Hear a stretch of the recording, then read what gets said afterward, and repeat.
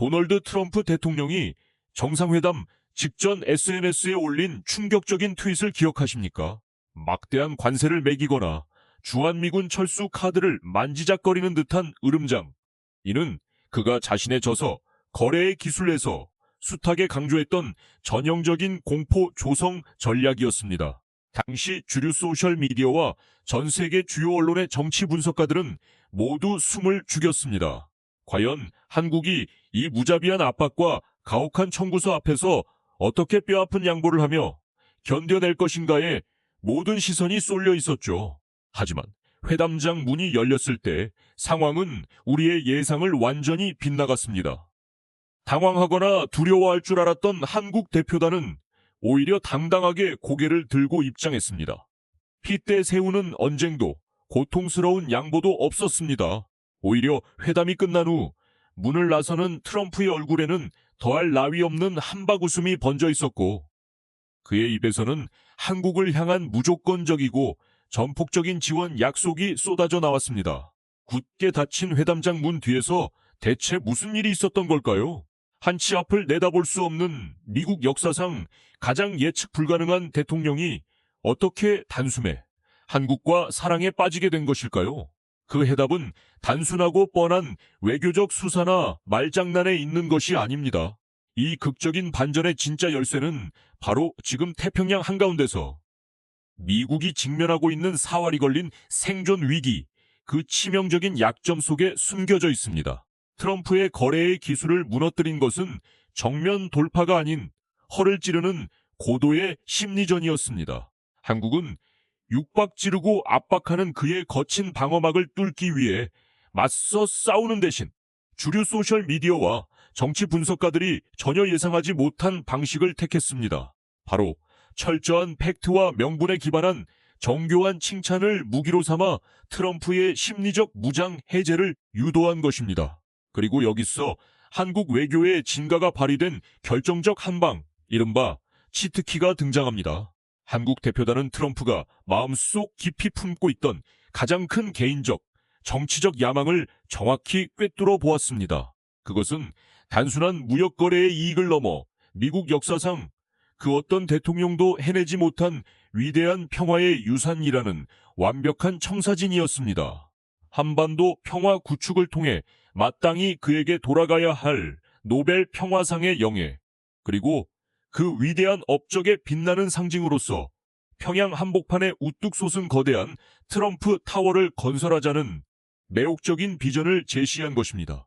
이는 부동산 사업가 출신인 그가 꿈꾸던 모든 서사를 완벽하게 담아낸 최고의 제안이었습니다. 이 치명적인 심리전의 결과는 놀라웠습니다.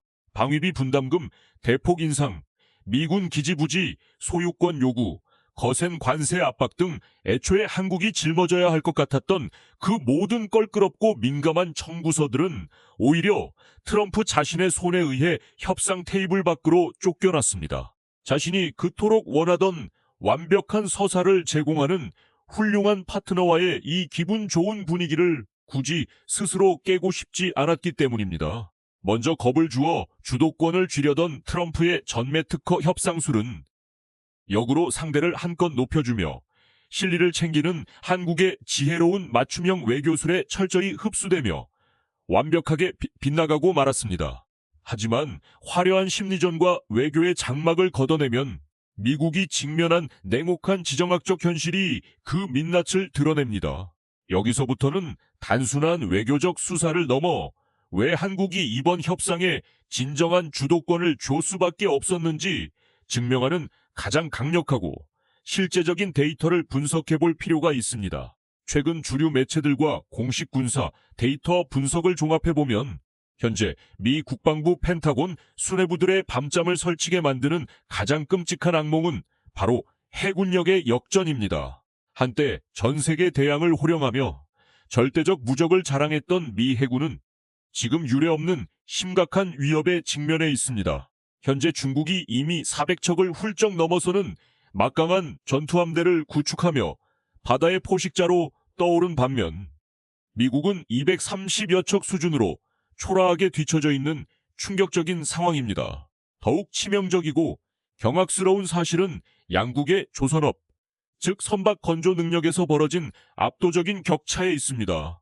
중국이 군함과 민간 상선을 가리지 않고 매년 수천 척의 거대한 배들을 바다로 진수시키며 해양 굴기를 실현하고 있는 동안 미국의 연간 신규 선박 건조 능력은 고작 10척에도 미치지 못하고 있습니다.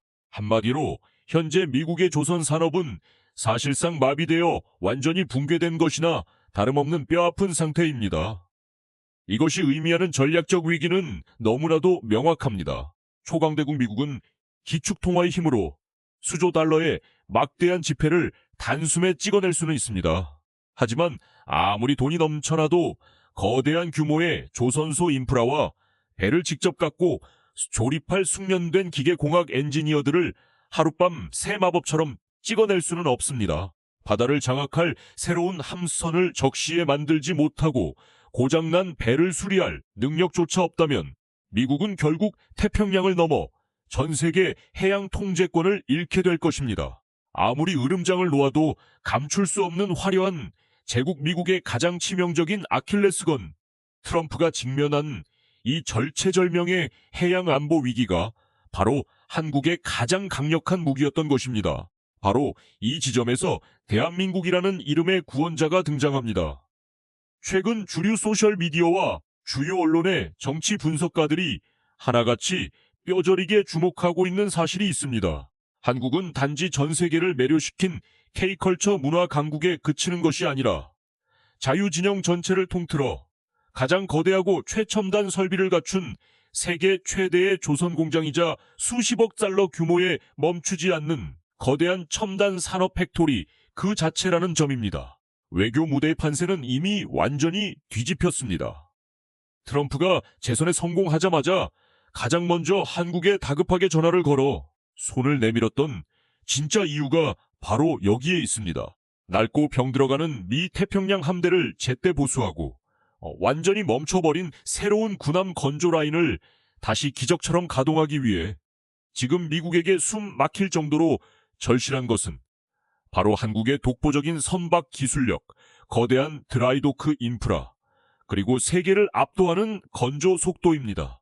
이것은 유럽의 전통적 강호들이나 막대한 오일머니를 쥘 중동 국가들조차 결코 쥐지 못한 대한민국만의 결정적인 조커 카드입니다.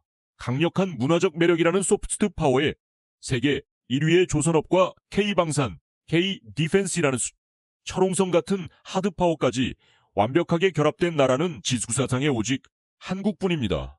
만약 미국이 무리한 관세나 억지로 한국을 벼랑 끝으로 압박하려 든다면 이는 북경과의 팽팽한 해군 패권 생존 경쟁에서 미국이 스스로 자신의 발등을 도끼로 찍어버리는 가장 치명적인 자충수가 될 수밖에 없습니다.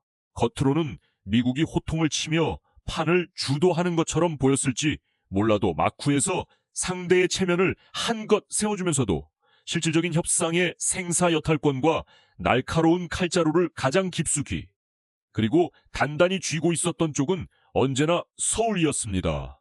결과적으로 이번 한미 정상회담의 대성공은 단순한 일시적 행운이나 임기응변식 외교가 만들어낸 우연이 아닙니다.